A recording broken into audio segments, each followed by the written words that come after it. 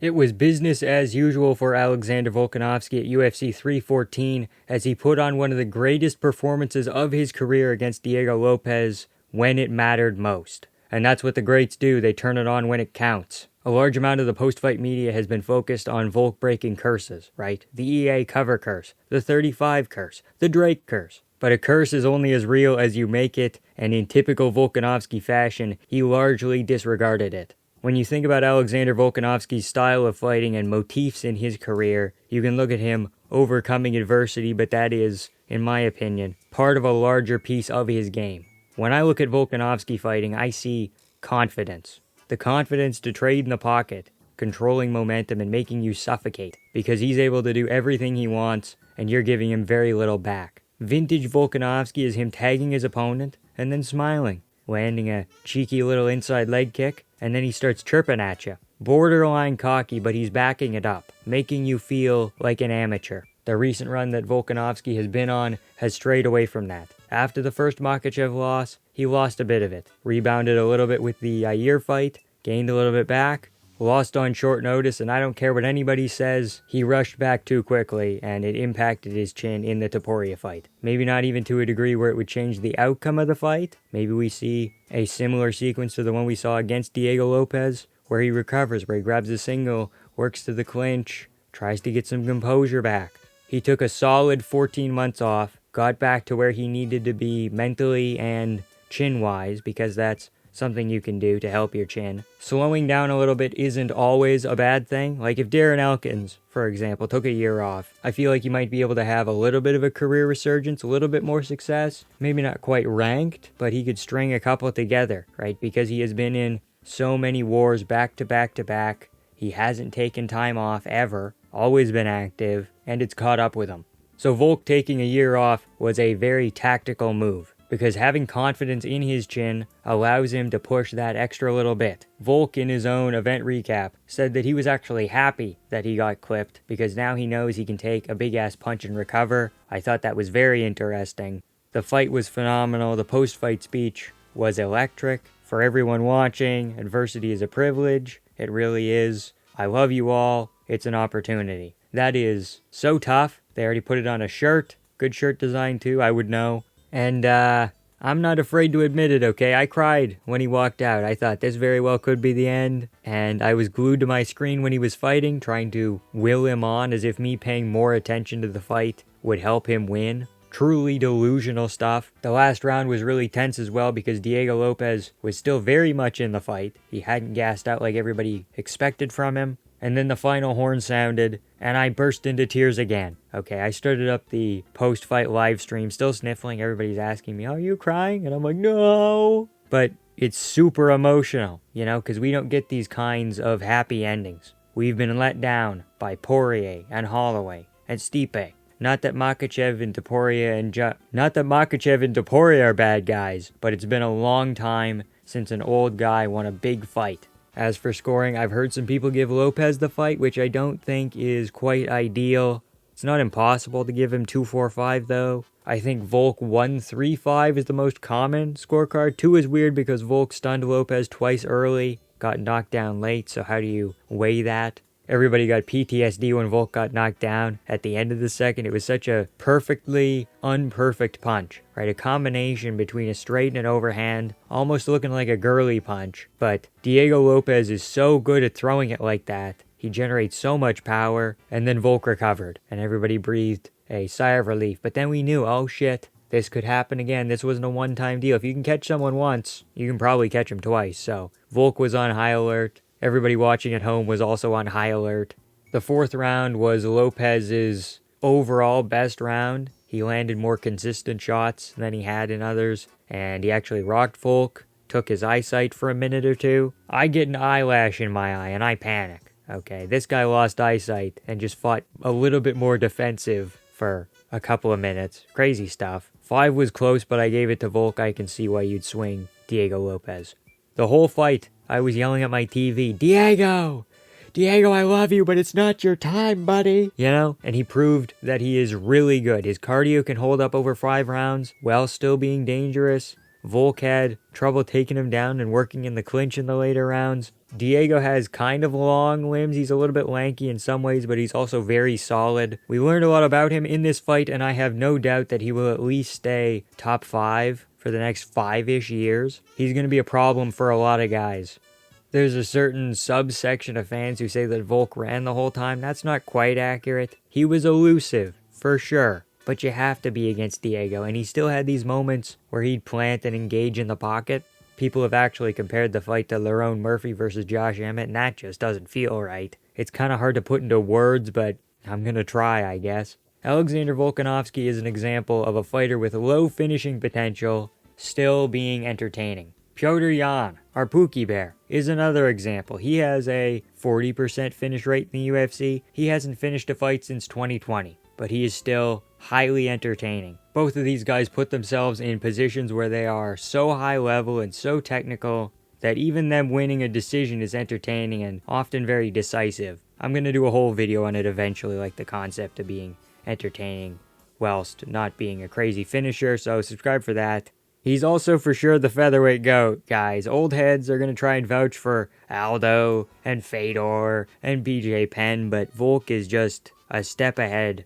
Now, for the rest of the UFC 314 pay-per-view review. Let's go, baby. Paddy Pimblett dominated Chandler here. Rusty Copper Michael Chandler just didn't have any success and couldn't get anything going. It's a combination of him trying to be really patient and methodical, as well as Paddy being really good. I don't want him to get an easy road to the belt. I could see the UFC giving him a title eliminator next, but he should really have to go through 2 people, 2 top-level guys. There's talk of a Gaethje fight. That feels like a layup for Paddy. He should do one more after. If that's the way they go, they should have to do one more. If he just wants an immediate title shot, maybe Arman or Oliveira could get him that. But Gaethje shouldn't be enough to get you a title shot at this point in time.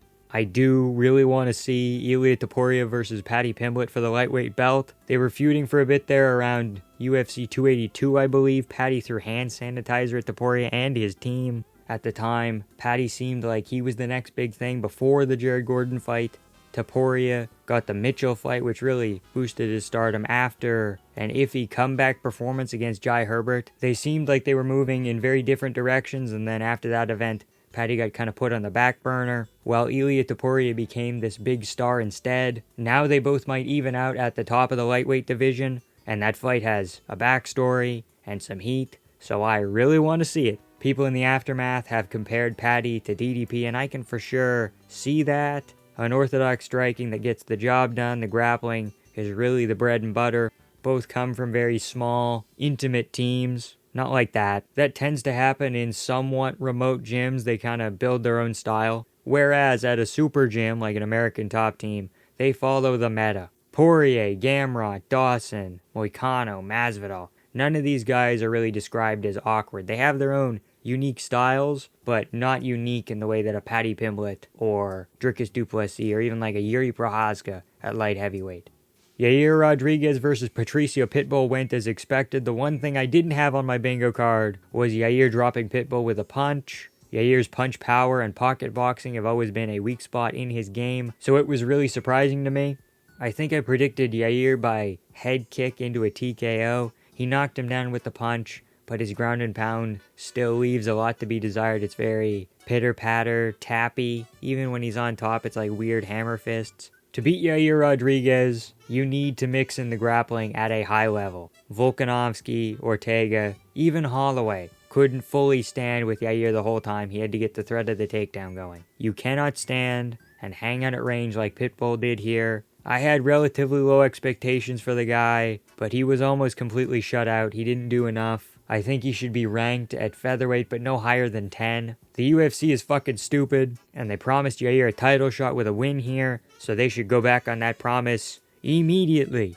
Book Yair against Diego Lopes for 320 in Guadalajara. That is the single easiest matchmaking decision of the last 5 years, maybe a decade, maybe of all time, I don't even know. Jean Silva ran through Bryce Mitchell, Brazilian buzzsaw type shit.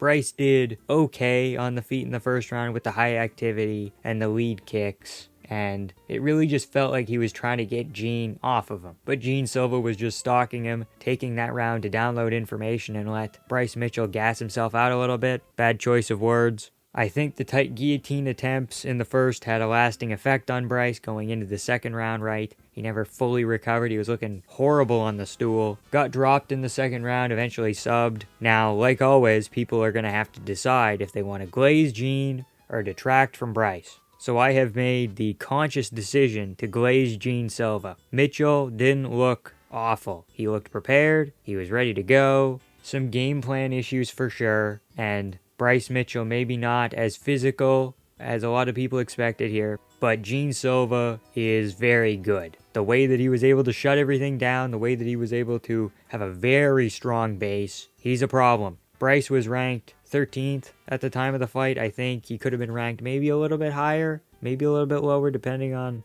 a couple of different things. Maybe a little bit of a hot take, but Jean Silva is a top 5 featherweight in the world right now. You can't officially rank him there, but he'll be there in no time. He matches up well against most of the ranked guys. He has so much raw power for a featherweight. He can also stay reserved and technical if he really needs to. He proved that his takedown defense is top-notch. He also continues to prove points and fill in the blanks as to what his skill set is. In every single fight, he shows us something a little bit different. Melsik Bagdasaryan gave him some problems on the feet. He's a very responsible kickboxer type fighter. So let's think here. Are there any more defensively responsible kickboxers we could feed to Jean Silva? Test him a little bit?